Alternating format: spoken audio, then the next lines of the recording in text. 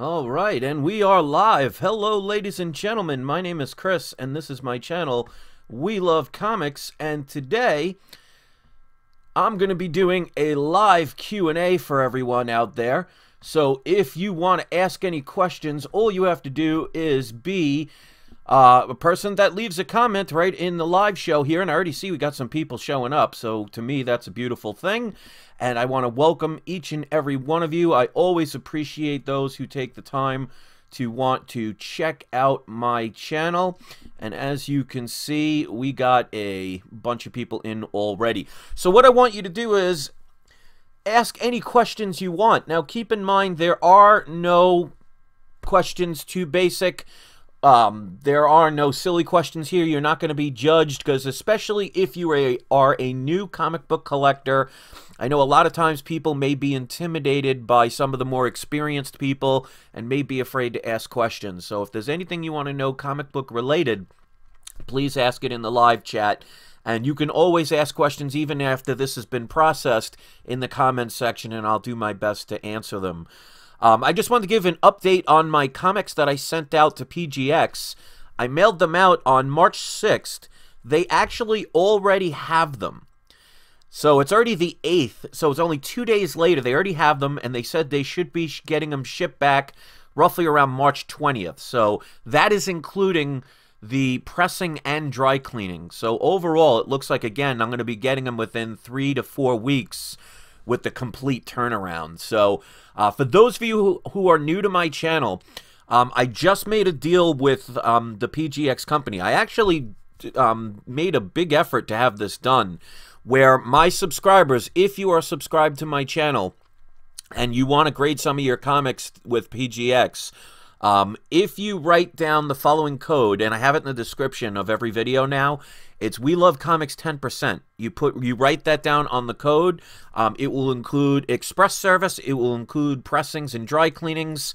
And it's something that I wanted to do for my subscribers, and it seems like people do appreciate it. So we got a lot of people here. I want to thank you all for coming here.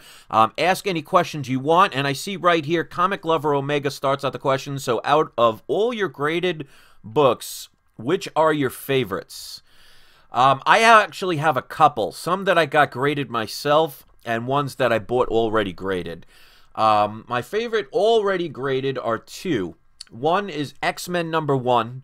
It's at a 3.0. I paid about $2,000 for it, which isn't bad, especially now that Marvel, it's not official yet, but acquired the rights to the X-Men, Fantastic Four, and all the other Fox properties. So that book has so much potential.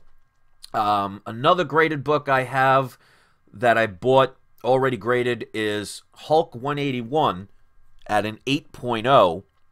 That one I had stolen from me years ago. Many of my books got stolen back around 1998 when my house got robbed. And it took me a long time to get another one of those. I'm fortunate enough to have two of them now. The other one I did in the last live show, so check that out if you haven't.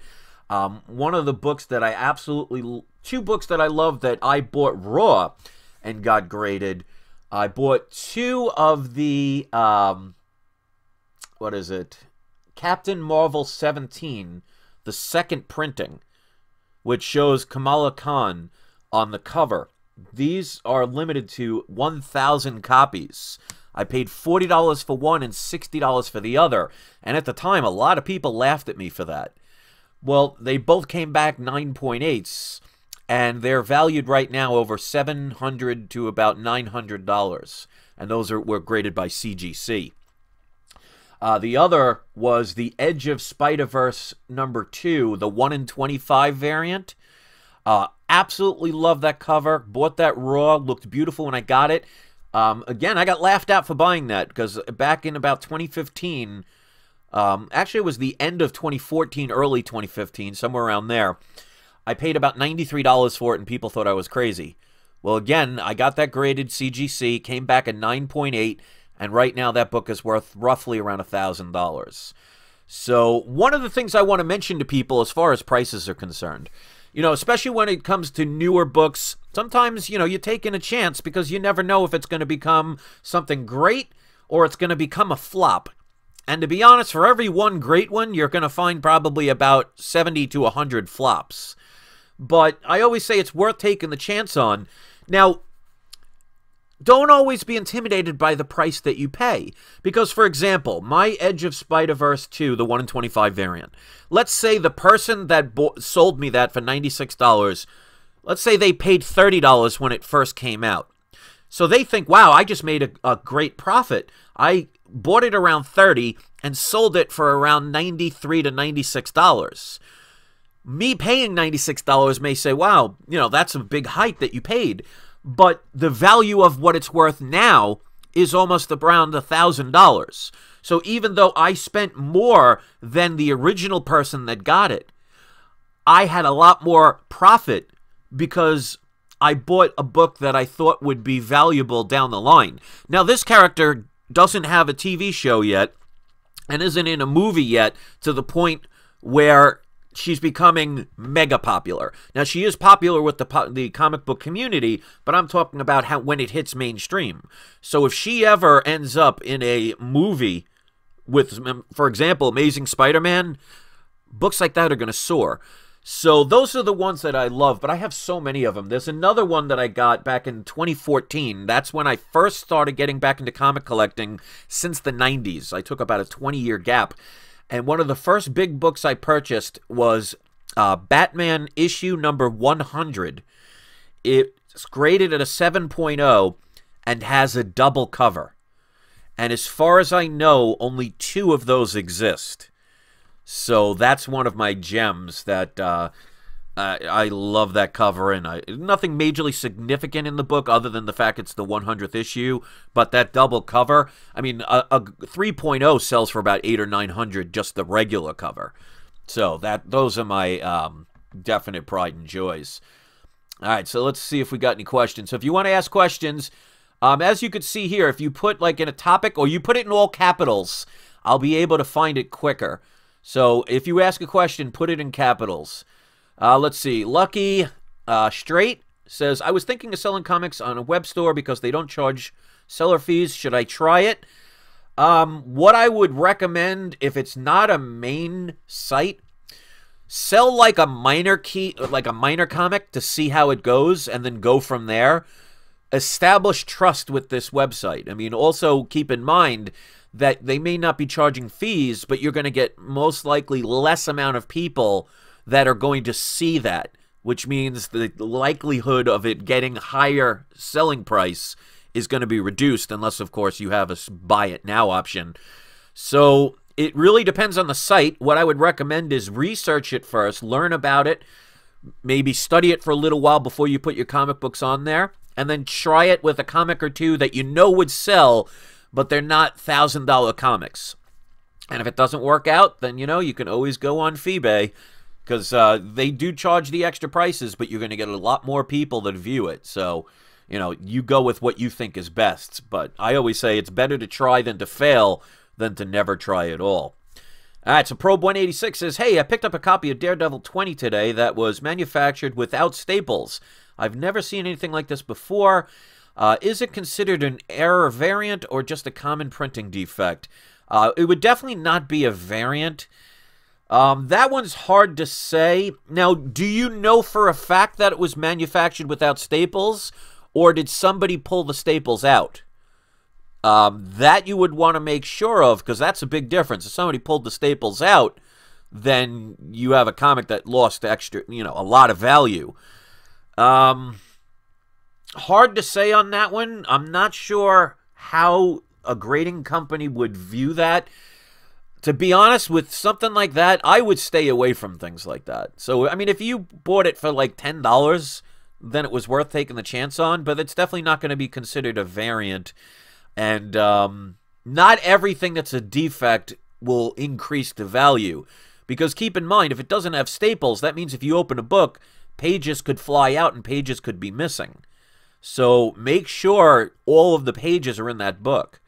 So to me, honestly, I would stay away from books like that. But hey, if you got a good price on it and you want to read it just for the fact of reading it, then good luck with that. All right, so let's see. All right, Jericho1123 says, I know it could be pricey. Would you buy a reader copy and a keeper copy? I've done that before. It really depends on how much you're going to spend for that reader copy. A lot of times, especially with new books, if you see, I tend to buy 2 books at least. So I do have one that's a reader, and I have another that I can get graded. So, I mean, again, there is no wrong way to really collect the comics. If you want to buy 20 copies because you just want to hold on to them and speculate, that's perfectly fine. If you only want to buy one because you want to read it and then you put it away or throw it out or give it away, you know, there is no wrong way. But it can become pricey. Like, for example, if you want to get Amazing Fantasy 15, you know, you're talking a coverless copy is going to cost you around $5 or $6 grand. Do you want to get a reader copy and a regular copy? Well, if you win the lottery, then, you know, that's great. But, again, it really depends on the price. But you can't go wrong with that. Let's see. Fedetto Black says, when new comics come out, how do you know if it's a low print run? Well, one of the things you can do is you can actually go to the website of whatever company it is, whether it's Marvel or Image. There are times... well, there will be print runs posted, and if they don't post them, you can always mail in or email them, actually. Mail, showing my age, actual mail. You can actually message them and ask. But a lot of times people will post print runs, so you could find them, especially if you're looking at my generation's, like, 90s comics, where they were printing 7 to 8 million per copy. So just look up the specific comic book that you're looking for. You could Google it, Bing, Ask Jeeves, whatever you use. I hate Google. I'm not using it. I use everything else under the sun. And just say, what is the print run of such and such comic? And a lot of times you'll get a pop-up that will tell you how to find it. So it's all about just making the effort and just trying to search out for things. And like they say, seek and you shall find. All right, so Brandon Morrison says, what is your opinion on the whole Red Goblin thing going on? Well, as you could see, it is very popular. In my personal opinion, I think this is going to be one of those, like, firecrackers where, you know, it shoots off and makes a great burst in the sky. It looks very beautiful, but I think it may fade out right away because they're kind of running out of new ideas. Like, they're making things like Gwenom and Weapon H, and now with the Red Goblin, where they're basically just combining characters. So, as far as originality is concerned, how long it will last will depend on the story writing. Like, for example, when you look at the Marvel movies, who would have thought 10 years ago somebody could make a movie about a talking tree and a talking raccoon, and it would become one of the most beloved movies with the most beloved characters in a very long time? So it is all going to boil down to not only the writing, but also the artwork. Because if it looks like garbage and it looks like they just handed it to somebody that's trying their first job and it looks like cartoonish and not beautiful to look at, it is going to take away from this character. So is this character, does it have, you know, sustainability? That remains to be seen. But right now it's hot. I wouldn't overpay for these books. In other words, I wouldn't spend hundreds of dollars on these books because I have a feeling it'll last for a while, maybe a year, and then it will fizzle out or they'll do something with the character. But if I know anything about how companies work, especially Marvel, they are going to bleed the living daylights out of this. So as soon as they see they got a little gold mine going, expect to see this character on other covers, on variant covers left and right. They're going to make guest appearances in all other books, especially ones that don't sell very well. So be very careful about it. I mean, the first appearances tend to go rather well, but after that, it starts to kind of fizzle out because everybody wants the first appearance. So, again, that really depends on what they consider as the first appearance at this point. But be very careful with these new characters. I cannot see them being long-term, powerful, long-lasting characters. These amalgam kind of characters where they just combine other people. You know, it's nice every now and then, but do they have sustainability? Depends on how good the writing is. All right, so it just zoomed really far up. Okay, sorry about that. Lucky Straight says, what is happening with Shazam #1? Because they are listed online from $20 all the way to $80 raw. Well, also, one thing keep in mind, the prices are going to be factored by the grade. Obviously, the higher the grade, the more it's going to be in cost. But unfortunately, there's going to be a lot of sellers that tend to be greedy. And they're going to take, like, for example, a very good copy and sell it for a near mint price.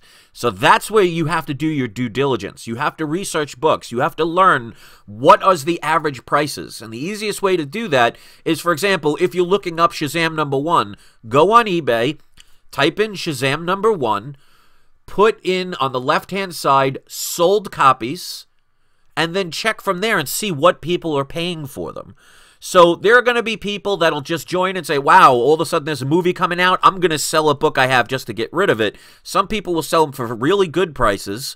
Some people will sell them for average prices. And then you're going to have the people that are just really out to make as much money as they can and take advantage of people. Like, for example, I saw this, what is it? One of the new books that came out that somebody told me about. The Squirrel Girl 28. Got a limited print run to about 6,000 books.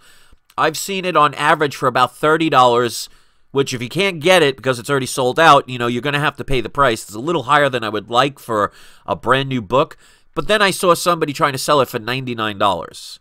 So, I mean, there's a sucker born every minute. If you don't do your research and you buy that book, well, hey, you just spent 3 times more than what you could have. So you got to research. You got to put in the effort. You got to know what you're buying, because not everybody's going to lie to you. Some may just not know. Some may just not care. And even if the person honestly did not know, it is your job once you get the book to know what to look for, to know if you paid the right price. Because if you're just buying the latest hot book without researching what the prices are, you're going to spend more money, which means less opportunities to buy other books to continue the growth of your collection. So as far as, like, for example, Shazam #1, you're going to see prices all over the place because there hasn't been any really talk about it. So it's not popular at the moment. I guarantee you, as soon as you see the first trailer for the movie, now all of a sudden you're going to see books being sold left and right, and instead of $20 to $80, it'll probably be $60 to $100 to $200. So get them before that happens. That's what the price with speculating. You got to take a chance. So never get too excited if you hit the gold mine, and never want to just shoot yourself in the head because you missed out. Because, you know, for every Edge of Spider-Verse 2, there's going to be the Scooby-Doo #12. And if you know about that book, you'll understand what I mean about that reference. So, Probe says the Daredevil 20 comic I asked is from the current series. Oh, if it's not the original Silver Age, I'd stay away from it. I don't think that would increase the value at all. And since that book isn't key at all, I mean, it could be something that maybe some collector might think, wow, that doesn't have staples, I'll buy it. But it's not something that thousands of people are going to jump after. So if you're buying it for the potential profitability of it, unless you paid cover price, I would stay away from it. So, I mean, if it was a Silver Age book, at least you had that because of the age. But one of the recent ones, to be honest, I would stay away from it. All right, so let's see. Comic Lover Omega says, I got both my Avenging Spider-Man 10 signed by Dotson. I can't wait for the grades. So I'm assuming you have 2 of the Avenger Spider-Man 10s, because you basically said I got both of mine, only named 1, so I'm assuming you got both, the 2 of them. All right, so let's see. And again, if you're just in and you want to ask questions, put it in capital letters so I could see it better, and we'll answer them the best I can. And we got a lot of people here, so I'm very happy to see this. I'm glad to see a lot of collectors are out there. And if you're not a subscriber to my channel, hit subscribe and check the description of every video, because especially if you want to get comics graded, there's a special code for my subscribers where you can get 10% off of your grading. And just to make it clear, I don't get commission, I don't get paid, I don't make anything on it. I just get a couple of my comics graded once a month. So let's see. Splash Page, Mr. White Gloves. Let's see. He says, check if there are holes in the spine where the staples go. If not, a printing error.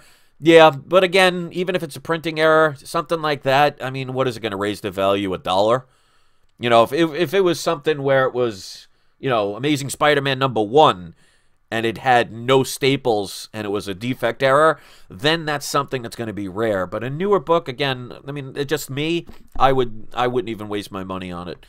The amount of difference in the value of that is not going to be astronomical. Sequential Geek says, you call gimmicks ideas. I'm not sure what that's from, but okay. Let's see. Brandon Morrison says, Red Goblin is a cool idea, as what you're saying for Gwenom and Weapon H is kind of annoying. But see, that's what I'm talking about. What'll happen is, when, especially Marvel, they're famous for this, but other companies do it as well, when they see something that could make them sales, they're going to bleed it to death. So they're going to take what could have been a good idea, where 1 or 2, maybe 3 characters creates an interest, creates a buzz, gets more subscriptions sold, but now they're going to do it with every character, and they're going to end up getting it to the point where people won't want it anymore, and that's why I fear these characters are going to just burn out, because there's going to be an overabundance of them doing this. Because like any corporation, they tend to think financially, and that's the thing we all have to consider as consumers. See, companies are going to mislead you. They're going to make you think that they care about you. They're going to say everything that you want to hear because they want to influence you mentally to continue to purchase their products so they can make a profit off of you. So they will take advantage of brand loyalty. And that's why I tell people all the time, never be loyal to any product unless it's a good product. Me, I will switch from company to company depending on what company is going to provide what I think is worth what I'm willing to pay for it. I'm not going to say, well, I only like this specific company, and I'm only going to buy from that specific company no matter what. Because then they could make mistake after mistake. They can do lower quality products. They could not give you your money's worth, and they know they're going to get your money anyway. So a fool and their money are soon parted. So keep that in mind when it comes to, are you so loyal to a company that you will be blinded by what they do? Companies love consumers that are that way, because then they know they can be lazy. Then they know they don't have to make the best product, because they know you're going to buy it regardless. You may complain about it, you may not like it, but they don't care about that. See, if you buy a brand new book, and you decide, I'm going to protest this company. Let's say it's a Marvel book, and you're upset with this company and what they did with whatever reason for a certain book. And you buy the book, and you make a video burning it and saying, this is what I think of this company. Do you really think that they care about that when you've already given them your money for that product? What do they care what you do with it afterwards? The idea is, if you want things to not go overboard, sometimes you got to put your wallet away and say, this is where I draw the line. And that's why people like myself and others who are around the 40-year-old and up remember with what happened in the 90s is in the beginning of the 90s, they started doing some variants. They started doing these, variant covers. They started doing like gold variants and things like that. And it was very popular at first. But then they killed it to the point where they destroyed the comic book industry, and many people walked away for decades. And that's why, basically, in the mid-90s to the early 2000s, there's not many books that are worth a lot of money because the quality was just subpar. And people eventually walked away. And that's what I want people to be very careful about nowadays, because a lot of us older collectors, we're seeing the same things starting to happen. And that's why myself and a lot of others, they basically have gotten away from some of the newer books. Now, that doesn't mean I won't take a chance on a few every now and then. But as far as like regular subscriptions of new books, with them rebooting everything now and all these amalgam characters and, the gimmicks that they're doing and the 50 variants they're going to do for every book, it's just getting too much. And it's going to end up causing another comic book destruction as far as the community is concerned. The only thing, honestly, that's keeping it alive is the quality of the movies, especially from Marvel. And that's why I've said, if you see 2 movies in a row from Marvel that flop, that's when the industry is going to take a big hit, and I think it's going to start affecting the comics. But I think that won't be happening until like 2020, somewhere around there, or even longer. So, you know, just be very careful about these characters. So I think they're all right, but I don't think they have long-term sustainability. But they are cool. So we'll see what the writing does, and let's see if they bleed it to death. Let's see.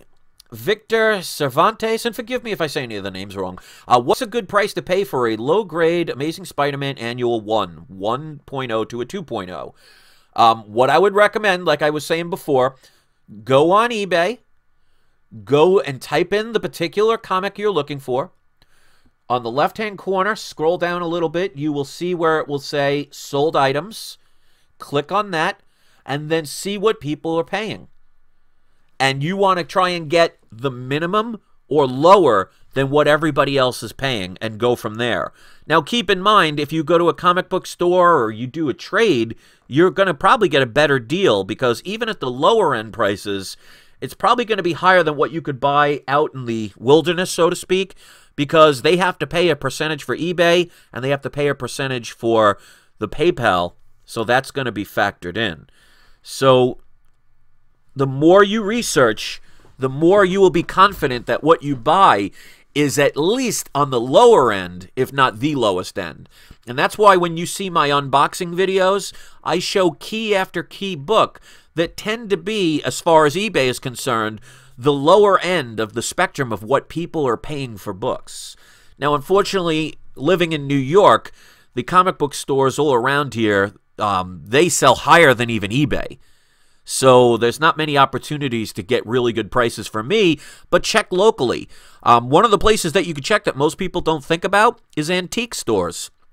Every now and then, people will sell comic books at antique stores, and because they're not comic shops, they may not know the value of those books.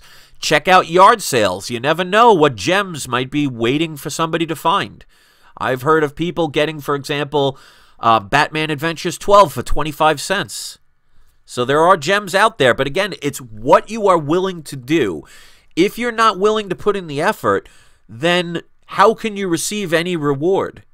So, like, for example, people say with some of the prices that I get, they say, oh, I'm jealous of your prices and, you know, you get such great deals. It's because there are times I will literally spend hours looking up books, but I have fun doing it. And because I own my own businesses, I can give myself the time to do it.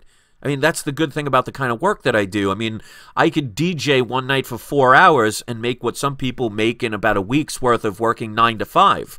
So it depends on what efforts you're willing to put in to reap the rewards. So if you want to know what a good price to pay is, research what people are paying and then try and set your goal to get to the bottom of that level.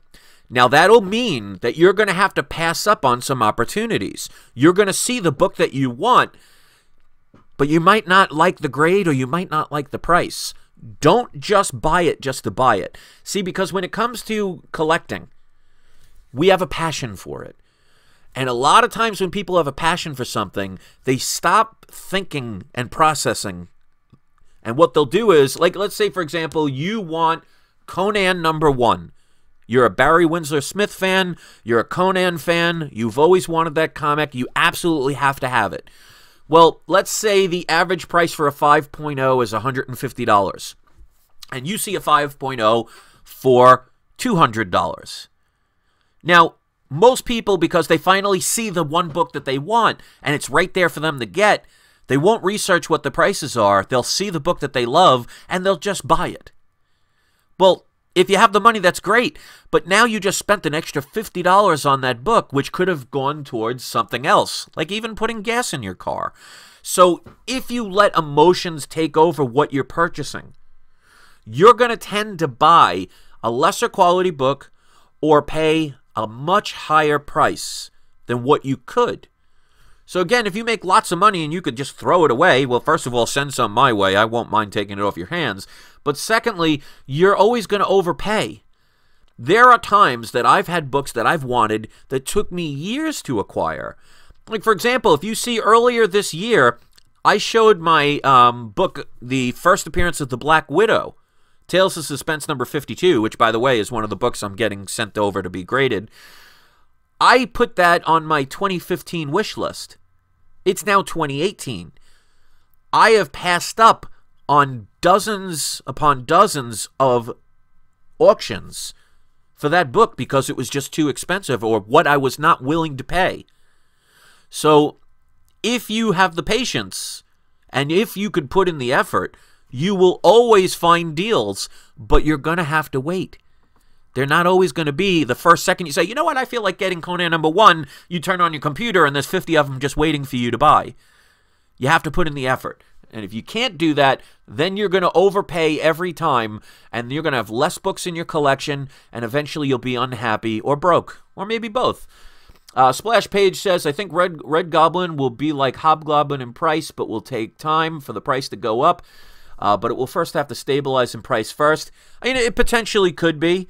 But, you know, Hobgoblin's, a mid-grade character. You're not going to be getting his first appearance for thousands of dollars. So, I mean, it could reach that level. Again, it's going to depend on the writing, and it's going to depend on if they overkill it. Because how many people are thinking about Gwenom right now, or Gwenpool? Because they keep putting out what I like to call the flavor of the month.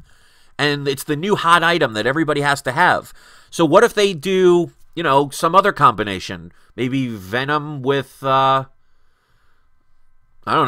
Luke Cage. Or, Deadpool combining with Carnage. The flavor of the month. All of a sudden, people might forget about the Red Goblin. So, again, knowing how Marvel and DC and these businesses are, they're going to bleed it to death. So, if it can maintain its popularity, then that's great. But I just warn people, be very careful. Because knowing comics the way I do, they're going to bleed it dry. They're going to come up with 10,000 other characters, and by the time 3 more go by, you'll have already forgotten about this character. I mean, I could be wrong, but we'll find out. All right, so Jennifer Courtney, and hello to everybody. I'm very happy with how many people are here right now. Says, what is a reliable source to find out page counts for titles? Basically, what you could do, just either Google it, Bing it, whatever, and just type in the specific comic that you're looking at. And you can go to, like, for example, WikiLeaks, or you can go to, like, Marvel websites. There's always going to be sites, but always double-check just to verify. Because especially, like, WikiLeaks, sometimes they could be wrong, because a lot of it is written by just regular people. So you can get a general idea of how many pages, if it's a golden age, is it a silver age, it's a modern age. They're going to have a specific amount of pages. So always verify. But the best way is to Google it or Bing it or whatever. Just type in the comic and just ask the question. Like, for example, if you're looking at Superman number 1, just type in, how many pages are in Superman number 1? And just check a couple of links and verify, and then go from there. That's the best way to do it. Jennifer Courtney says, I've only come across the generic 32 to 36 answer. Again, ask for a specific book. Maybe that might be your problem of why you're not finding it right. Because even if, like, a certain age has a certain amount of pages, there's always exceptions to every rule. So you want to check each individual comic. And there's always people out there. And let's put it this way. If you can't find it, maybe you could be the one that makes the website that starts giving out that information. Now you have the potential of having a brand new business doing something that you love. So you could do your own research, and if there's not a website that says it, maybe you could be the one that creates it. So, it all comes up with ideas. Probe186 says, do you think the Gambit movie is happening? If it does, you're expecting years from now to have it happen, because especially with Marvel, potentially, and I'm saying potentially because the contracts haven't been signed and it hasn't been approved yet, since they bought the rights to all the X-Men, which includes Gambit, I think this one's going to kind of be in limbo for a while. And if Fox doesn't, within the next year, say that they're making and confirming a Gambit movie, I don't think it's going to be happening.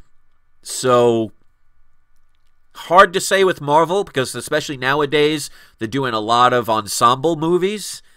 So for him to get his own solo movie, like I said, if Fox doesn't make an announcement that it's confirmed that the movie is starting production within the next year, I think that one will be put on the back burner and probably not happen.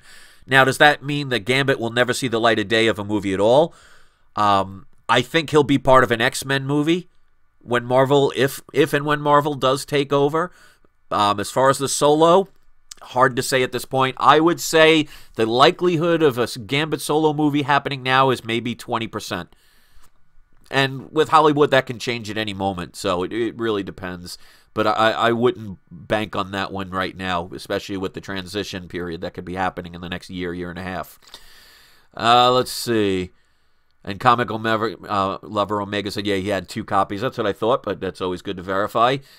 Avid Collector 80 says, usually it's 8 pages on each side of the centerfold, unless it says something like 52 pages. Yeah, and that's what I'm talking about. Sometimes, you know, there's giant-sized books. A lot of those bigger size books tend to tell you how many pages are right on it by the front cover, so that makes it a little bit easier. But again, if you check each individual comic instead of just saying the general question of how many pages are in a comic book, because if you ask a general question, you're going to get a general answer. But if you say, for example, how many pages are in the Golden Age issue of Superman number 8, you're more likely to find it. So be more specific with your questions that you're asking. All right. Aaron Jones says, what is the best strategy for buying key issues at a con? My best recommendation is don't buy them from a con, because you will pay overpriced most of the time. Because remember, the people selling at a con, they have to buy those booths. Those booths cost thousands upon thousands of dollars, depending on location. So they're going to have to factor that into the prices they're going to charge you for the comic books.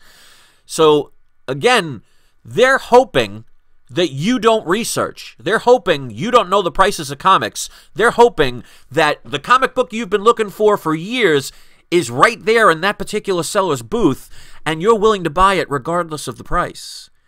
So if you want to buy key issues, especially at a con, first of all, know what you're buying. Get a general idea of a price range of something that you're looking for. And then, if you see a book that's close to what you want, talk to the guy or the girl that's behind the booth. Say, are you willing to accept this price for the book? And if they say no, say thank you and walk away. And that's the hardest part, because especially if you travel long distances or there's Comic-Cons that aren't there very often in your area, you're going to be so excited that you're there that you're not going to think straight, and you're going to use emotion and say, well, it's here, and it's only $50 more than what I was looking to spend, but you know what, let me just get it. And you're going to let your emotions make you spend more money. So the best strategy is sometimes not buying and walking away from something. Also, wait until the end of the day and go back, especially when the con is about to end. Let's say it goes from Friday to Sunday. If you go there on Friday, and let's say the book that you're looking for is $200 and you want to spend $150, you try and talk him down, he doesn't want to do it, walk away, go back Sunday, maybe it's about to close at 5, go back at 4:30 on a Sunday. If that book's still there, say, listen, I know the con is about to close, I see that book hasn't been sold yet for the price that you're asking, take out the money and say, I have $150, I want to get that book, can we make a deal? You'd be surprised at how many times they'll actually do it, because then that's one less item they have to pack up and bring home. Because if you've ever done a yard sale, all the things that you don't sell, you now have to rebox up and put away. And if you got a lot of stuff, that's a pain in the butt. So remember that these people are just regular business people trying to earn a living. And they have to carry box upon box, which are rather heavy. So if they can get rid of a couple of books and it makes one less trip to the car, trust me, they'll do it. And if they don't, walk away, and again, patience will win in the end. So if you are not one of those people that can wait, you're going to overpay, and you're going to get lesser quality books for the money that you're spending. If you let emotions run high and saying, well, I'm there, I got money, I want to spend it, well, like I said, the fool and their money are soon parted. So go to the con, know what you're looking for, know what prices you're looking for, don't be afraid to negotiate, go back a couple of times and make the orders, wait until the last time that before the con closes, and sometimes you might miss out, and if you do, there's always another time, because that's what I say on eBay, there's always another comic that you're looking for that will appear, and if you missed one, that just means a better opportunity's coming. All right, so let's see. Lucky Straight says, I hit big with my Teen Titans 12, finds out half-price books. They were also selling a 9.2 CBS copy of Walking Dead for $2,000, but apparently they took it out of the case. Is it worth it? I would ask them why they took it out of the case. Is it something that they think can get pressed to get a better grading? Because a lot of times you could buy books that have been graded that the person never had them pressed or dry cleaned, and you could pay a decent price, end up taking it out of the case and getting it regraded and come back a better price, a better grade. So as far as worth it, that's up to you. 9.2 for $2,000. You can get a 9.8 for around $2,400. So to be honest, you're better off with spending a little extra for a higher grade. So I would talk them down, or I'd wait for a higher grade, because 9.2s aren't going to sell as quick as a 9.8, especially when it comes to a modern book. All right, Pope Cerebus I. I like that name. What do you think of full-run collecting and key issue / variant collecting? Is full-run collecting even important, an important facet of comics? Again, this is going to come down to personal preference. When it comes to collecting, there are some people out there that have this kind of view of, if I'm going to collect something, I have to have every single thing regarding that character or that, brand or what have you. If you like the full runs, keep in mind it's going to be very expensive, especially when you're talking, silver, gold age, even bronze age books. It's going to cost you a lot of money. And especially if it's new books, a lot of those books are just going to be fillers. That the only way you'll ever be able to sell them, if you want to sell them, is to sell that full run. So, I mean, like, for example, if you're trying to get the Silver Age run of Amazing Spider-Man, you better have a large bank account to have it done. As far as key issue variant collecting, I used to do a lot of variant collecting 2 years ago. I don't really buy that many anymore. I'll buy a few every now and then, but not the way I used to. Because I find, like I said, for every one variant that becomes a $80 to $100 to $200 book, you'll have 20 that, you'll buy at the dollar bin 2 years later.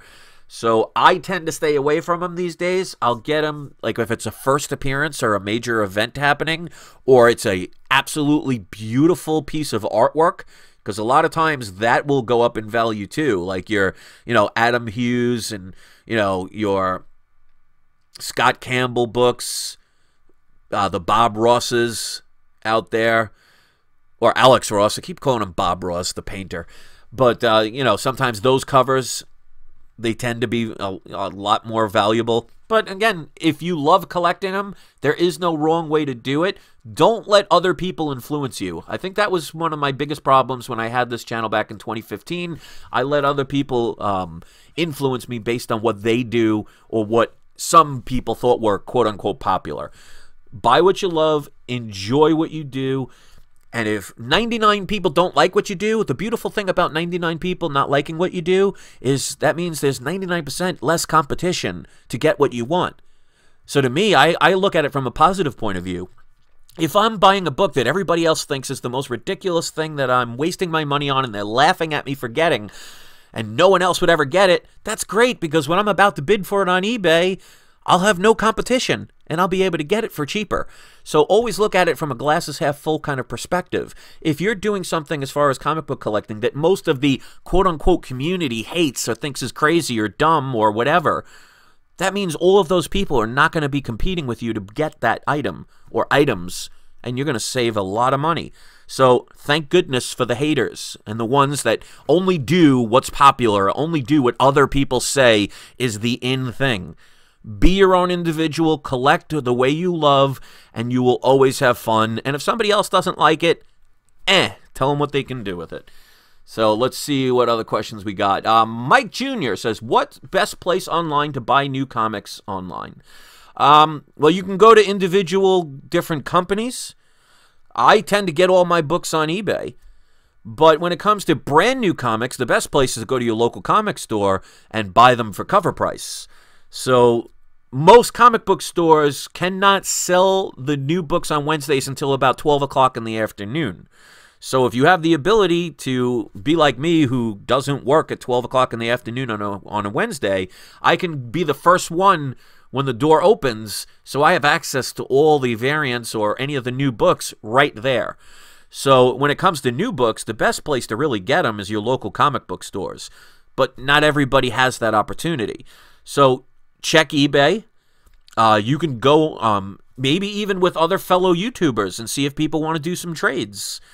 It all is limited to your thought process. The more effort you put in, the more rewards you're going to get back. So the best place is going to be, depending on your effort, to kind of seek things out.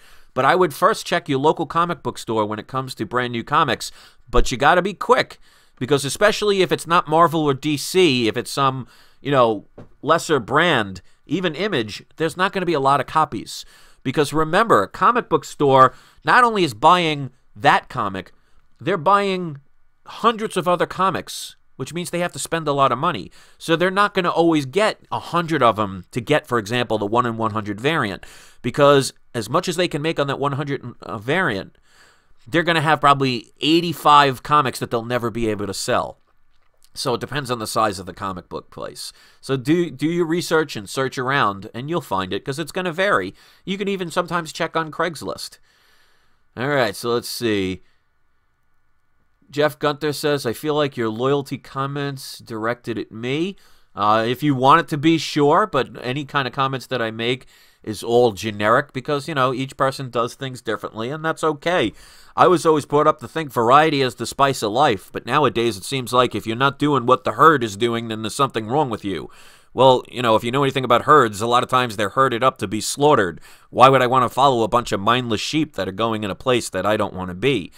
So never follow the herd. I mean, if you're following the herd because they're doing something you love, that's great. But don't follow a herd just to fit in, because then companies are going to take advantage of you, and they're going to get you to buy things that, like, 5 years from now, you're going to regret ever purchasing. So just be very careful about that. Be careful of the wagon you hook yourself up to. And always remember, even if you do hook your horse up to the wrong wagon, you can always unhook it. But that depends on your mental toughness. And that's something, again, I had to learn myself. Let's see, Jeff Gunther. Oop, just scrolled up on me. Sorry about that. I got to find it. I guess it's a good thing when there's this many comments. Oh, a lot of people commented. Okay, there it is. Wow, I had to scroll up a lot. All right, Jeff Gunther says, I'm fiercely loyal to Marvel to a point. When they start pulling sales gimmicks and writing stupid stories, the 90s, I jump ship, read indies for a long time. After all, after that, DC still sucks. Jeff, you and your DC thing.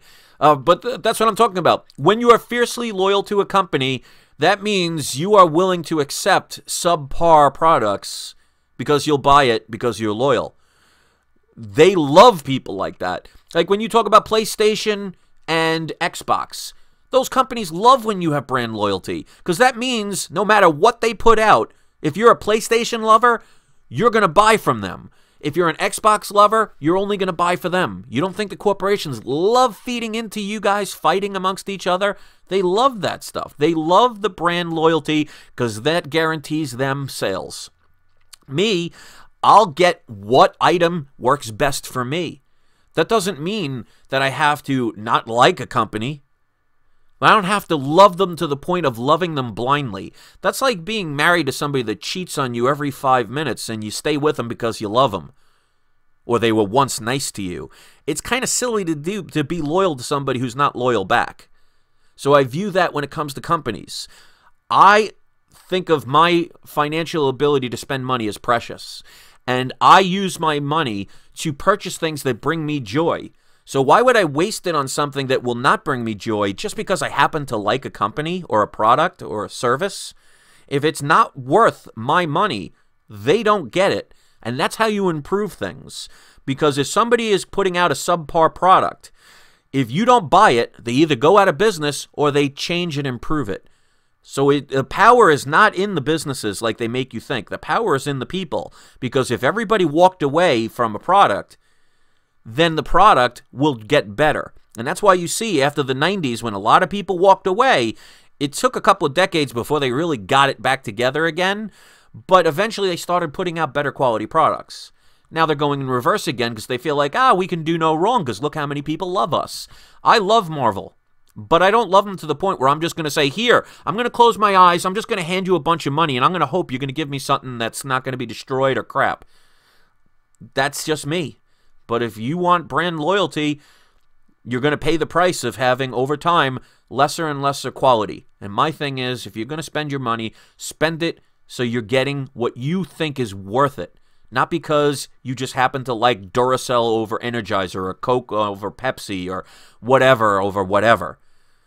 I want either one. Well, actually, when it comes to soda, I don't drink soda. I mean, anybody putting acid in their body is just silly to me in my own opinion. But you know what I'm talking about. All right, so Mike Jr. says, yes, I do a lot of eBay, and I get great deals and auctions. I buy a lot of $2, I'm assuming $2 auctions. Yeah, there's always great deals to be found. Doc Savage Comics says, thanks for the info. Always appreciate it. I'm glad you guys are here to listen and like what I have to say. Pope Service the First says, some 1 in 50s don't hold any value. Some 1 in 25 excellent covers far exceed the price of other variants. It's a pot shot. It's rarity doesn't always mean value. I mean, you could say, I just went to the bathroom and pooped out the face of Daredevil. I'm sure that's rare, but who's going to buy it? So, rare, that's how they get a lot of people, especially newer people, to say, oh, limited run, certain amount of covers. Well, if there's a comic that nobody cares about from a company that no one's ever heard of, and artwork that is absolutely ridiculous and looks so subpar, and the paper quality looks like something your kid did in a kindergarten, and it's limited to 5 copies, so it doesn't really always go by the print run. It goes by, think of it this way, quality over quantity. Every now and then you're going to find a gem, but it's like a needle in the haystack. You're not going to walk by a haystack and say, hey, I found the needle. You're going to have to search for it. And it's going to take effort and a lot of disappointment. So if you can't handle the disappointment, you're in the wrong field. If you're buying comics for speculation. If you're buying them just to read them, then there's no wrong. Because no matter what you buy, if you bought it because you love to read them and you enjoy the story, then you're never going to lose out. But as you could see on eBay, there's a lot of people that have comics just for the fact of how much money they can make from them. And that's why you could see a comic the day it comes out, there will be people trying to sell it for $99. Prices are not set on what people are willing to sell it for. It's what buyers are willing to pay for it. And if you're not willing to walk away and wait for a better deal and just buy it, that is why the prices are so high. So keep that in mind. All right, so Avid Collector 80 says, I occasionally buy a variant if I like the cover art. Some variants are not worth as much of the original cover. Thanos 13 lenticular cover is worth less than the regular. Yeah, because again, it's sometimes it could be a gimmick, and when they overdo something like those lenticular covers, they're starting to overdo them. Eventually, people don't care anymore. And that's why these things can burn out very quickly. Mike Jr. says, I collect Star Trek comics just because I like to read them. That's absolutely great. But also keep in mind, don't overspend, because if you spend double the amount, then that's one less Star Trek comic you'll be able to own. So again, go by getting the best deals possible so you can get more of what you love. I like this one. This is good. Jericho1123 says, Carnage and Deadpool equals carpool. I like that one. Well, if you put Aquaman and Deadpool, they'd be swimming pool. So let's see how many people can come up with some. Even if you don't see this live, come up with some good, funny characters that you can use as an amalgam. So Probe186, quantity over quality. Well, if you want that, you'll get it. That's easy. Let's see. Here's a good question. Louis Calderon says, hey, Chris, how are you? I am fine. How are you, Louis? That was one of the easiest questions. Let's see. Splash Page Comics says, I think Marvel Database has page counts on it. I believe they do as well. And again, if you type in a specific comic number, it may, specific one, like, Amazing Spider-Man 361, Google that or Bing it or Ask Jeeves or just ask.com and say, what is the specific page count on this particular comic? You'll most likely find it. Bubs Comics says, hey, all glad to make it. I don't know what you made, but hopefully it's something that's fun to make. Welcome. Let's see. Sequential Geek says, somebody make your own Gambit movie or send me a video camera. Well, you know, that could happen, I guess. Splash Page Comics says, 30 people thumbs him up, guys. Oh, that's always nice. If you want to thumb up my video, you can. Don't worry, I'll get my 1 or 2 stalkers that have been following me for years that have to thumb down my videos, and that just means that they're obsessed with my channel. But if you thumb it up or thumb it down, it depends on if you think it's good or bad. I'll leave that up to you. I challenge the 2 people that thumb down my videos to explain why. Is it because they just don't like me, or they just don't like every single piece of content that I've ever made? Well, if you're watching every single piece of content that I made and you hate it, well, that says a lot for your free time. So if you want to thumb it up, you can. Let's see. Mike Jr. says, I have a hard time figuring out which comics, I'm assuming he's saying, should I get graded? Well, think of it as, number 1, protection. So if you want to protect the book, a slabbed book is going to be a lot more protected than something you put in a bag and board, because the plastic's just going to give it that much more protection. Maybe one that you want to find out if it's been restored or not, because they'll let you know about that, because if you saw the live video I did the other day, 2 of the 4 comics ended up being restored, so at least you now know. And if anything, go with your more key issues or something that you've read before and you just want to display it. There's no wrong way to do it. So if you're doing it for resaleability, in other words, if you're saying, I'm going to grade this because it'll get me more money when I sell it, then you want to stick with the popular comics. You want to stick with the rarer comics or the more valuable comics, the key issue comics, like some of the stuff I show on my channel. Because if you're going to just do a comic that you just love, but it's like Amazing Spider-Man number 418, you may love that cover. It may be your favorite book because maybe that's the first comic you ever bought. You're not going to sell it for very much. So it really depends on the purpose of why you're getting them graded. And that's why, like, for example, if you're just grading them because you want them slabbed and you don't care about the value because you have no intent of reselling them, well, then why go to the most expensive grading companies like CGC and CBS when you can go to PGX and it's a lot cheaper just to get them slabbed? So it really depends on your reason.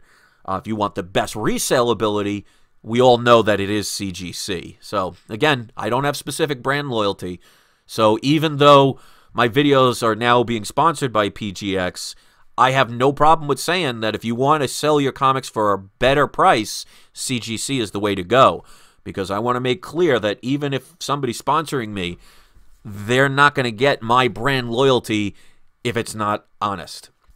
Dark Jedi says, buying at cons is all about the research. Make a list of what you want and know the going rate. Absolutely. Again, it's all about research. And let's see. Bub's Comic says, I negotiated every con, but I do add a little to what I'm willing to pay if I can hold the book and inspect it. Again, if it's worth it for you, if you say, well, I was there, it's a half-hour drive, I can't find this book, I'm not willing to wait years to get the book that I want because of the risk of it may being even more expensive down the line. If it's something within $10, $20 and you think it's worth getting, you know, by all means, please get it. It's your book. It's your money.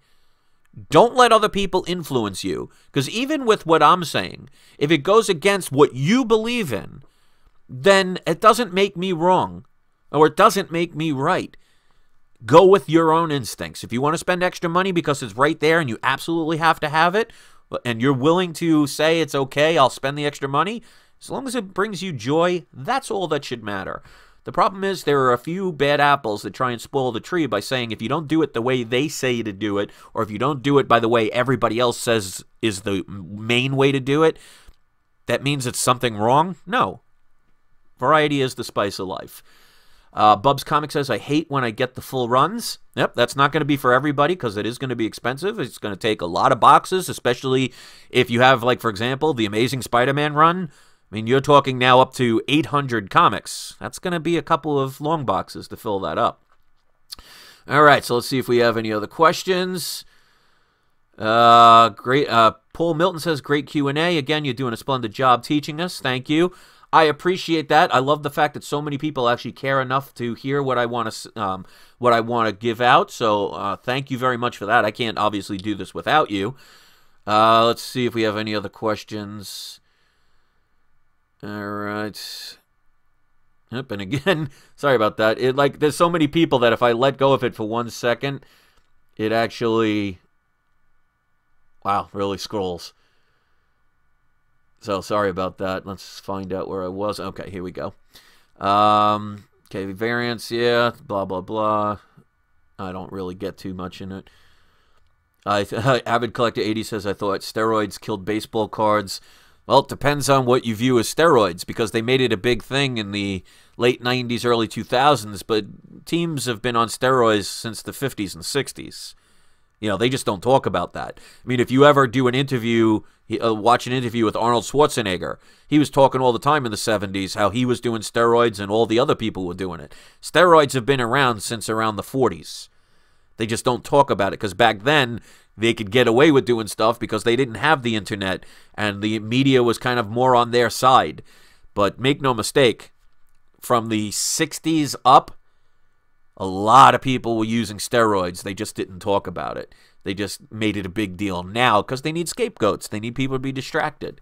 And again, they know most people don't research these things, so they can get away with stuff.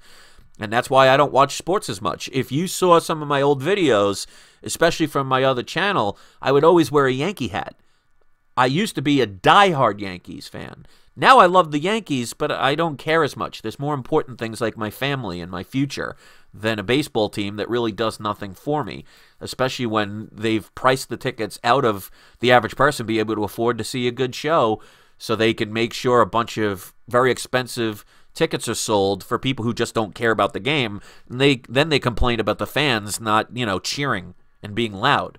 Well, you get a bunch of business people there that are only there to be seen, and they don't care about the actual game. Well, duh, hello, McFly. All right, so see this? We'll answer questions and go off on tangents.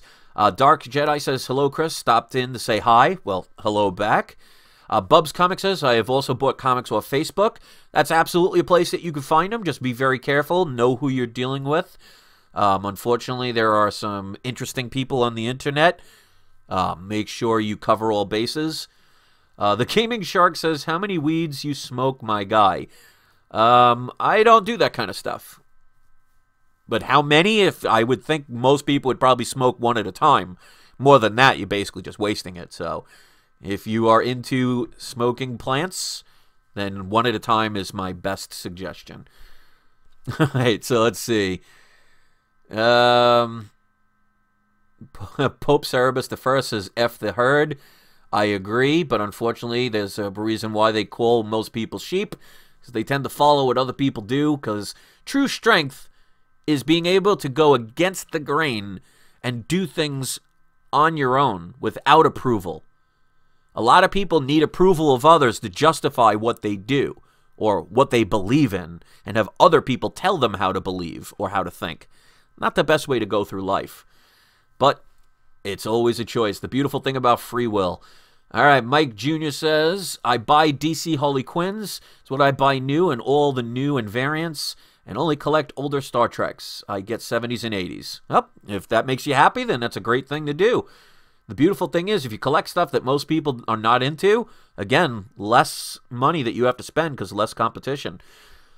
Splash Page Comics says 99% of all my books now that I buy is silver, Bronze Age. Well, again, if that makes you happy, then that's great. And those are a lot of great issues to buy, but a lot of very expensive books as well. Just Pele says, yep, buying older comics feels more like investing rather than speculating. Basically, that investing and speculating is pretty much the same thing. You're investing in something with the hopes that it's going to increase in value, which means you're speculating that you're hoping that the price goes up in value. So that's pretty much the same thing.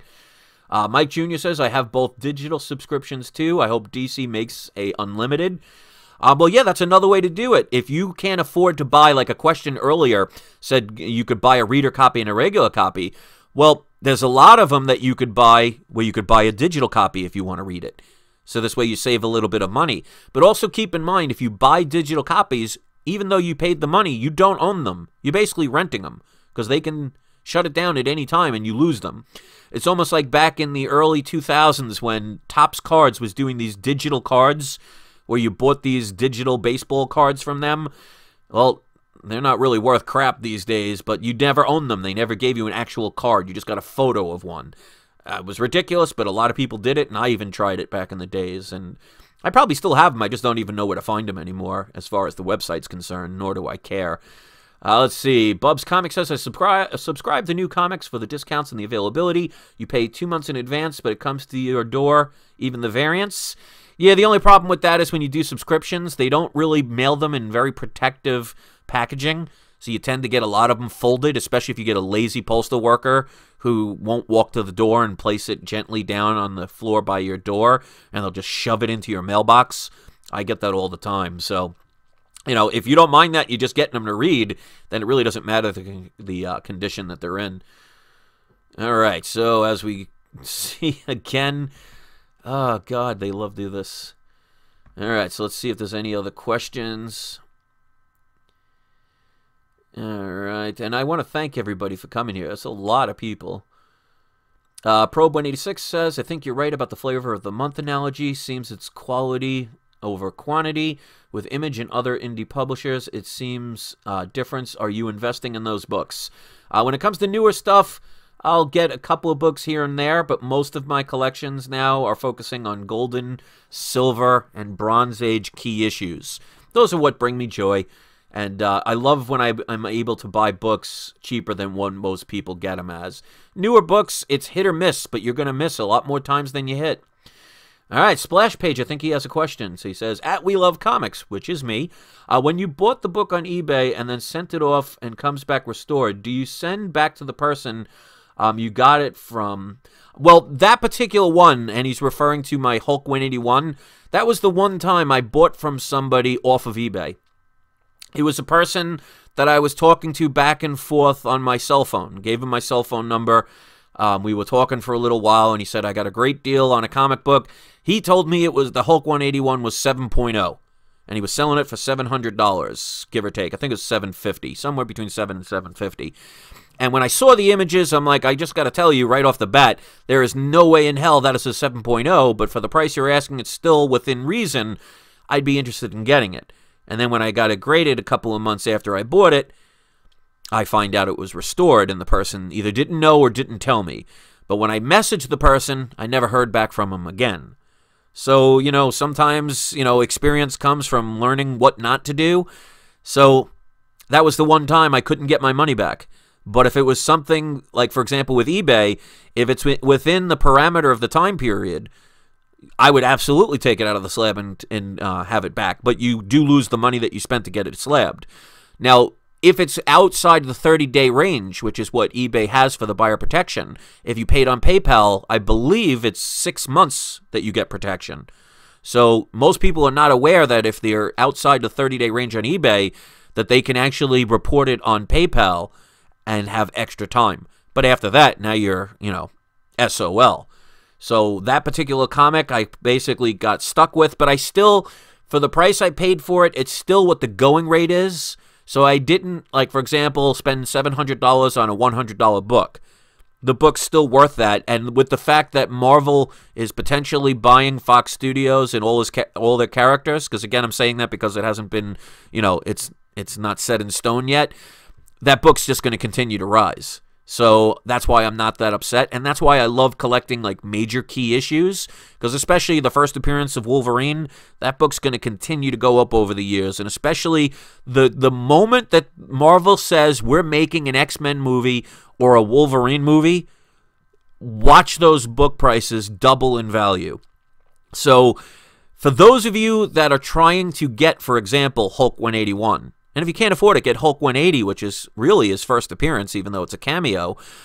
Get it before Marvel gets this deal done and starts making movies. Because if you think those books are expensive now, wait until the first time that Marvel announces a Wolverine movie. That book is going to double overnight. So my recommendation is save your pennies and get the best grade that you can afford now, before that happens, because if it's out of your price range now, it's absolutely going to be out of your price range then. So that one particular one, I didn't really get screwed, but they were either weren't honest or I just ended up not lucking out on that one. But it happens. All right, so Mike Jr. says, We Love Comics is awesome. Well, thank you. You're awesome, too. As a matter of fact, you're all awesome. I like your videos. I'm glad to see you live. Me, too. I would hate to be dead. Makes it a lot harder to answer these questions. But I thank you for that. And that's one of the things I'm really loving about this, what I like to call my rebooted channel, because I originally had a channel, the We Love Comics, that started in 2015. And there were a few people, whether they were jealous or angry or whatever, started doing not nice things. And I was doing live shows where I would invite anybody to come on, and people took advantage of that, and I got to the point where I was just so disgusted, I shut down the channel and walked away for about 8 or 9 months. Coming back, and I stopped doing the live shows where I was inviting just anybody to come on. Notice everything now is all about the comics. It's all about fun, and I'm really happy now. And sometimes that's what happens. Sometimes in life, you got to take a step back to make 2 steps forward. So my first experience and first go-around on the We Loves Comics channel that I shut down, good experiences, but bad to the point where I had to shut it down. Now, it's absolutely where I want it to be and going in the right direction. And if it takes longer this time around, quality over quantity. So let's see if we have any more questions. Dark Jedi says a question for everybody, so if you want to put this in the comment section, whether it's live or later on, says, who is your favorite artist? One of my favorite all-time artists is Jim Lee. He's famous for especially his X-Men run, but his artwork was unbelievably detailed. To me, artists like that... See, the funny part is, like Todd McFarlane, when I first saw his artwork, I thought it was just way too cartoonish. Like me, I was a diehard Amazing Spider-Man fan, and when he did his first characters with the eyes so big, I thought it was really weird looking, and at first I didn't like it. It took a while for me to kind of settle in and really appreciate his artwork, and obviously over time, with more experience, his artwork got tremendously better. But if anybody else wants to point out who's their favorite artists, please do. As far as, like, for example, J. Scott Campbell, his work is... For me, in my opinion, I think it's good, but I don't know if it's worth what some people are willing to pay just for a J. Scott Campbell cover. I really think, like, for example, his women tend to look like, you know, elves. He has a very elvish style to his artwork. But, hey, not everything's going to be for everyone. But if you love it, the beautiful thing is, if I don't love it the way you love it, then... the chance of me outbidding you for that particular J. Scott Campbell comic is going to be so limited, now you don't have more competition. And trust me, if you're bidding against me, you're probably going to lose, because I even have videos that teach you how to outbid people. And I tend to win a lot. So be very happy I'm not bidding against you. So let's see if we have any questions, because this is a long video. All right, let's see. Hey, Pope says, hey, you misses my question above Probe 186. I guess that's for somebody else. Let's see. Comics with Bueller says, was at a con last weekend, and the last 4 issues of Amazing Spider-Man were selling for $20 each. Is the hype of these comics overblown? Quick answer, to be determined. Because it really depends, again, on the writing. It depends on the artwork. It depends on, you know, do they kill the character right after the 4-issue run? You know, is it something that people can continue to like? It's really going to be hard to say right off the bat. And that's the thing about speculating. Sometimes you're going to take chances. But always remember, even if a comic goes down in value, it doesn't mean it can't go up again. I'll give you a prime example. How many of you were buying, you know, New Mutants 87 and New Mutants 98 10 years ago? Nobody was. Well, back when they came out, about a month or 2 into those comics just coming out, they were already selling for $80 or $90. In between, probably 96 and 2008, you could probably buy those at dollar stores. And now, because of the movies, all of a sudden, they came back up again. And that's one of the things about investments. Sometimes they go up. Sometimes they go down. Sometimes things that have been up for a long time can all of a sudden drop from the sky. Some things that have been scraping along the bottom can all of a sudden hit the ceiling. But sometimes it could take decades in between. So again, like I said earlier, patience is a key. So if you miss out on an opportunity and it's like a first appearance of a character, sometimes it may take a couple of years before it might come back again. But the beautiful thing about that is, in the meantime of that happening, you could buy up a whole bunch of books, buying them at discounted prices, so when they shoot up, and if you want to buy yourself a nice fancy house or a nice car or something of value, or just put extra gas in your car and not get rid of the book, if you have 5 copies of a book, you sell 4 of them, you still have a copy. So again, don't base everything on emotion, because otherwise, if you pay for something and you pay $20 on a new book and it's not what you want, you're going to be very unhappy. If you only bought it for the value of the book, you're going to be disappointed more than you'll ever be excited. So don't do it for that reason.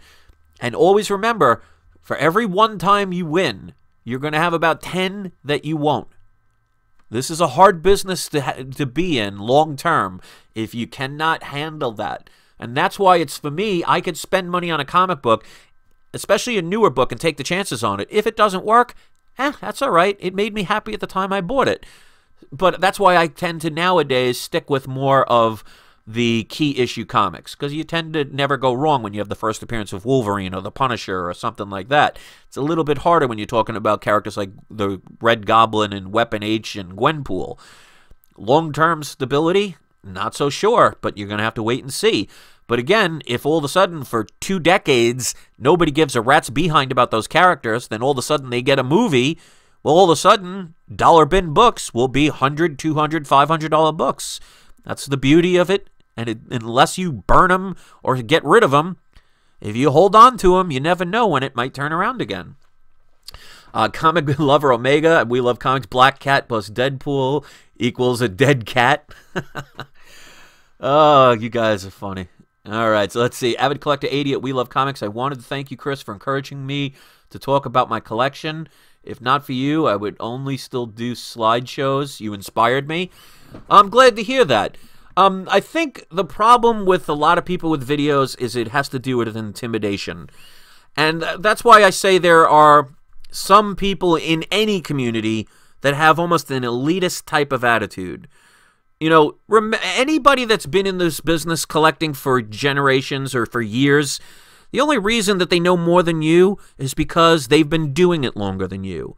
They all started out not knowing a darn thing about comics. So if you're somebody that's 15 and just buying your first book, and you're talking to somebody who's 50 and has 20,000 books, and he's been doing it for 30, 40 years, of course he's going to know more than you. But don't let other people intimidate you, because then you're going to be shying away from what you love. And that's why, I mean, I can't speak for any other channels. What they do is up to them, and how they do it is up to them. But here, whether you've been collecting for 50 years or you've been collecting for 50 seconds, I appreciate each and every one of you, and I want this channel to be what I always intended it to be, a channel about comics where people that are beginners and people who are experts can all come here and communicate and learn. Because as you can see, I've averaged in this video between 30 and 40 people on average watching. There are tons of comments, and if you read the comments, nobody's making fun of each other, nobody's abusing one another, nobody is doing the Marvel vs. DC war to the point where we're all ganging up on each other. It's everybody talking about what they love and having a great time doing it and being able to fit in. Because trust me, most of us that collect comics tend to be on either the nerdy side or the geeky side, or quote-unquote not the cool kids or whatever. I mean, I don't view myself that way, but that's all right. But the idea is we have something in common.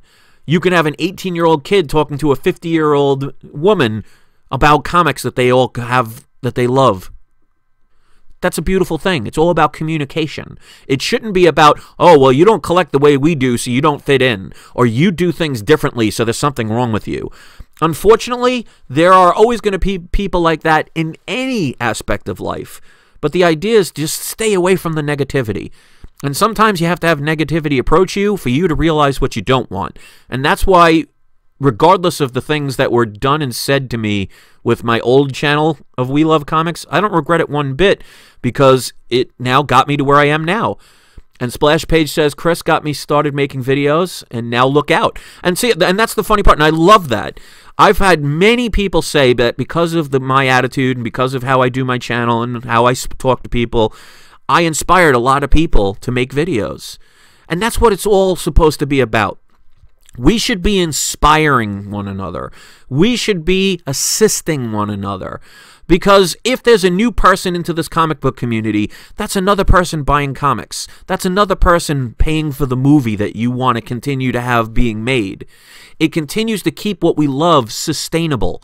So if we allow a few bad apples to make that person or people walk away, then they don't purchase comics anymore. And then all of a sudden the businesses start producing less, and the movies start to disappear or not start being as entertaining.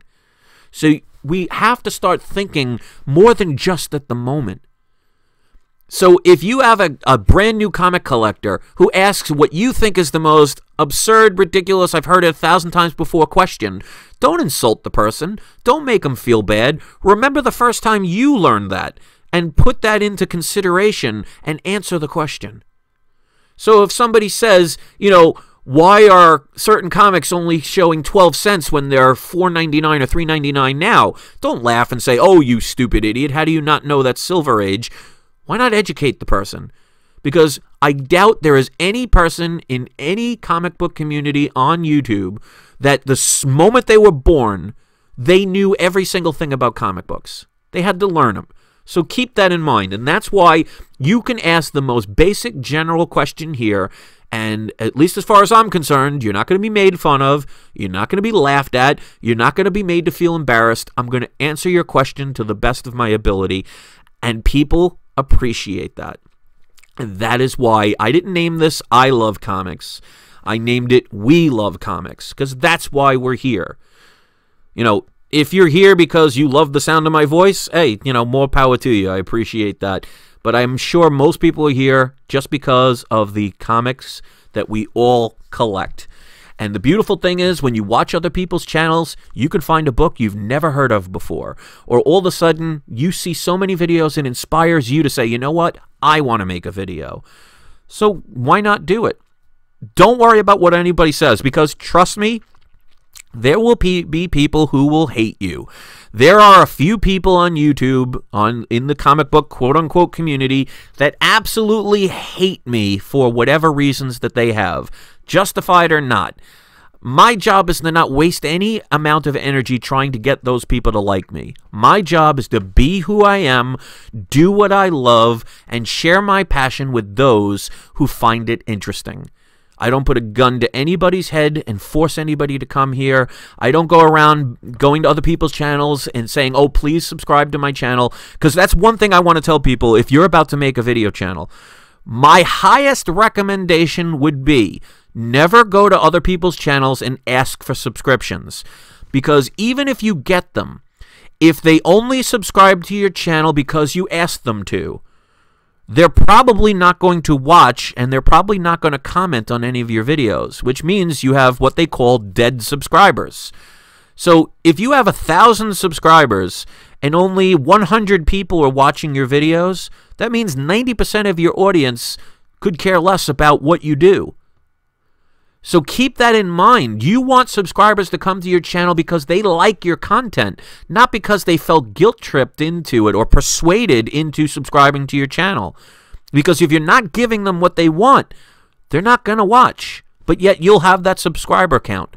And when it comes to YouTube and their algorithms, if you have 1,000 subscribers and only 100 people are watching, they're going to see that as something that's not going to be promoted.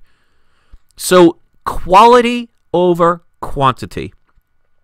And Thantos Comics says, we love comics, voice is so soothing. Thank you. I've actually had a lot of people say I should be working in like the entertainment business. As a matter of fact, when I was a kid, I had so many people. When I used to work at McDonald's when I was 17 years old, I used to do the drive-thru all the time.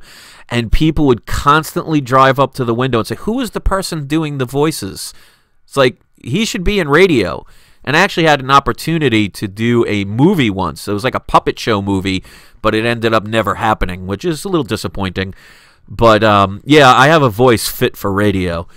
And it actually, it was a tragic situation that ended up creating my voice, because back in the late 90s, I got an illness that was so bad that I lost my hearing. And it lasted for about 2 months. And eventually I started getting my voice back, but I couldn't hear myself talk. So the only way I could do it in the beginning was have my voice go so low that, you know, because the lower the sound, the higher the vibration. So my voice got lower because of the fact of me losing my hearing for about a good 2 to 3 months. And then it got eventually stuck that way. So I actually have a range where I could talk really low, and I can actually sing as high as like Steve Perry from Journey songs. So I have actually pretty good range, but it was a tragic event that created it. And that's why I always inspire people to think of not everything that presents itself bad is actually bad. Because if you can learn from that mistake and you could better yourself from it, then it happened for a reason. And if that reason made you better, then how could you ever say it was bad? And that's why my initial We Love Comics channel, yeah, I dealt with a lot of drama. Yeah, I dealt with a lot of really nasty people that made really nasty accusations without any proof towards me, to the point where I got so upset with it and so betrayed that I shut down my channel. But it brought me to where I am now. It actually made me a better person because I learned not only what to do, but what not to do. And if things become better because of that, then you could never curse the bad things that happened because they were there for a reason. So remember that when bad things come your way, or if you don't get the comic that you wanted, or you overpaid, or you bought a comic and found out that when you got it graded it was restored and not what you thought it was. The idea is to learn from your mistakes. And if you learn from them, you never have to do them again. So let's say, for example, you bought a $500 comic book. You got it sent to be graded and found out that it was restored and it's now a $300 comic book. You could say, oh, I lost $200, or you could say, you know what? I just got a nice bit of education that only cost me $200 to learn. Because if you never do it again, then that was a great $200 investment that you made to learn a lesson. And the best way to learn a lesson is through a very painful or negative experience if you pay attention to it. So if you buy a comic and it doesn't work out, it's not the end of the world. If it ends up not being what you wanted it to be, well, 20 years from now, it might be then. If you're 80 years old, you're probably screwed. But if you're 18 and you have 20, 30 years to hold on to a book, you already paid for it. It's not like milk. It doesn't expire. Some of these books can come right back again. And if they don't, and if you bought them because you were excited about doing it and you were happy, then there's no regrets.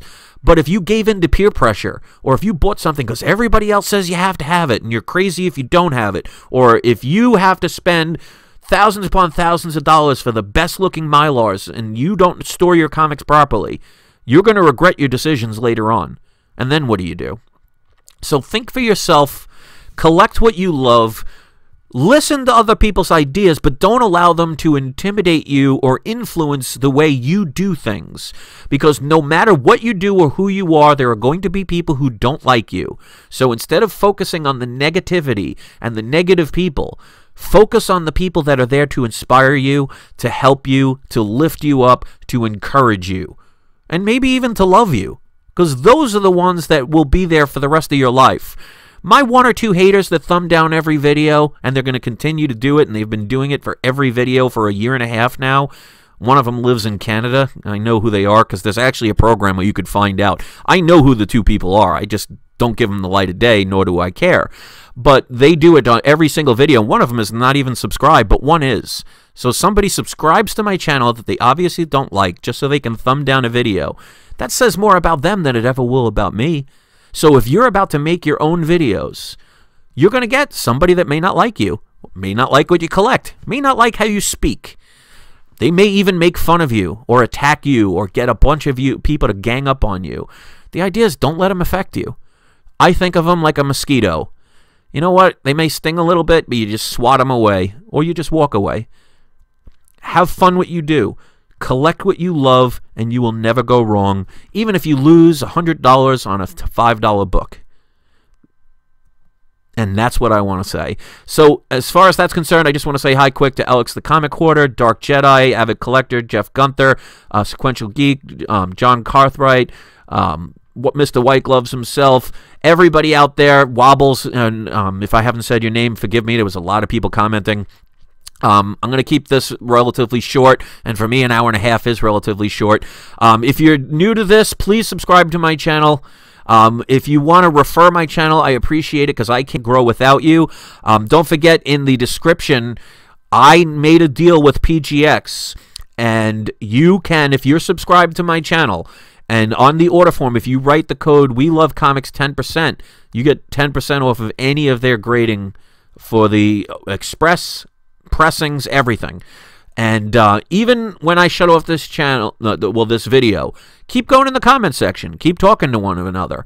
Keep learning. And if you didn't get this live, you can leave your comments when the video posts up. I always respond to every single comment. So if you have a question that wasn't answered, please put it in the comment section. I will do my best. If you guys appreciate this and you want me to do this again, I absolutely will. And by the amount of people that were here, it's very inspiring, and I thank you from the bottom of my heart. For all the kind words, for all the great comments, and all the participants, I thank you so much. And let's say it with me. Get your keyboards ready.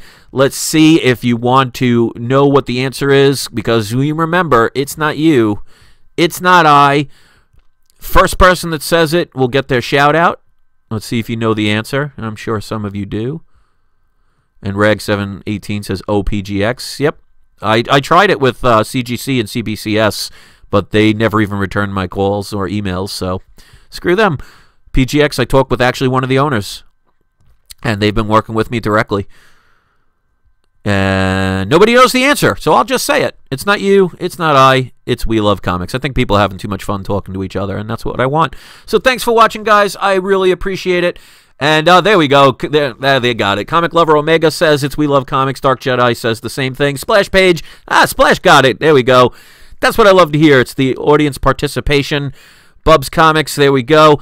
I'm going to end this video right now. Please share it. Please like it. Mike Jr., Jose Gomez, Christian Ramirez, you guys are all getting it. Thank you so much. You guys made my day. And R. Wheatley 0206, because great live video. Chris really loved it. Thank you very much. Love you all. And I will see you next video. Hasta la vista, baby.